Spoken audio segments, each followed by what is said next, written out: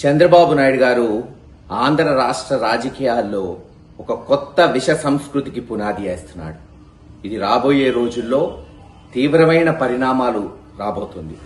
గతంలో ఇటువంటి విష సంస్కృతినే తీసుకొచ్చారు. ఆ రోజు సోనియా గాంధీ గారితో కలిసి చంద్రబాబు నాయుడు గారు జగన్మోహన్ రెడ్డి గారిని జైల్లో పెట్టించారు. దాని తర్వాత చూసాం జరిగిన పరిస్థితులు ఆంధ్ర రాష్ట్రంలో. ఈ రోజు ఏం జరుగుతుంది? జగన్మోహన్ రెడ్డి గారు ఎంపీ కాకముందు ఒక మంచి వ్యాపారవేత్త, విజయవంతమైన వ్యాపారవేత్త, అది పవర్ స్టేషన్స్ అవ్వచ్చు, లేదు సిమెంట్ కర్మాగారం నిర్మించారు కడపలో, కొన్ని వేల మందికి ఉద్యోగ అవకాశాలు, కొన్ని వేల కోట్లు పన్నుగా మరి రాష్ట్ర కేంద్ర ప్రభుత్వాలు కట్టడం జరిగింది. ఈ రోజున జగన్మోహన్ రెడ్డి గారి మీద ఉన్న కోపంతో ఆ పరిశ్రమ మూతపడేటట్టు అక్కడ అలజడి సృష్టిస్తూ పోలీసులను లా అండ్ ఆర్డర్ మెయింటైన్ చేయకుండా ఈ రోజు ఆ పరిశ్రమ మూతపడేటట్టు చేస్తున్నాడు చంద్రబాబు నాయుడు గారు. ఆలోచించుకోండి.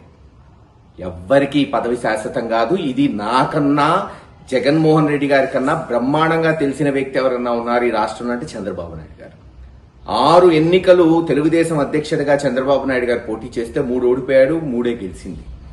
సో రేపు గ్యారంటీ లేదు, ఖచ్చితంగా ఓడిపోతాం, జగన్మోహన్ రెడ్డి గారు వస్తాడు. అప్పుడు పరిస్థితులు ఎలా ఉంటాయి? ఇది మంచి సంస్కృతి కాదు. మీరేమి జగన్మోహన్ రెడ్డి గారు చంద్రబాబు నాయుడు గారు ఏం శత్రువులు కాకూడదు. ప్రత్యర్థుని గౌరవించుకోవటం, రాజకీయాలు చేయటం గతంలో పెద్దవాళ్ళు నేర్పింది. అది చెరిపేస్తామంటారా?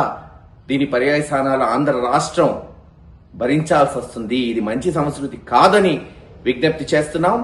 ఏది ఏమైనా ఈరోజు అందరం కూడా పరిశ్రమలు రావాలి, రాష్ట్రం బాగుపడాలని కోరుకుంటున్న ఈ తరుణంలో కొన్ని వేల మందికి ఉద్యోగాలు కల్పిస్తూ కొన్ని వేల కోట్లు పన్ను రాబడి తీసుకొస్తున్న భారతీయ సిమెంట్స్ ని సక్రమంగా నడిపేటట్టు ఈ ప్రభుత్వం అన్ని చర్యలు చేపట్టవలసిందిగా డిమాండ్ చేస్తున్నాం.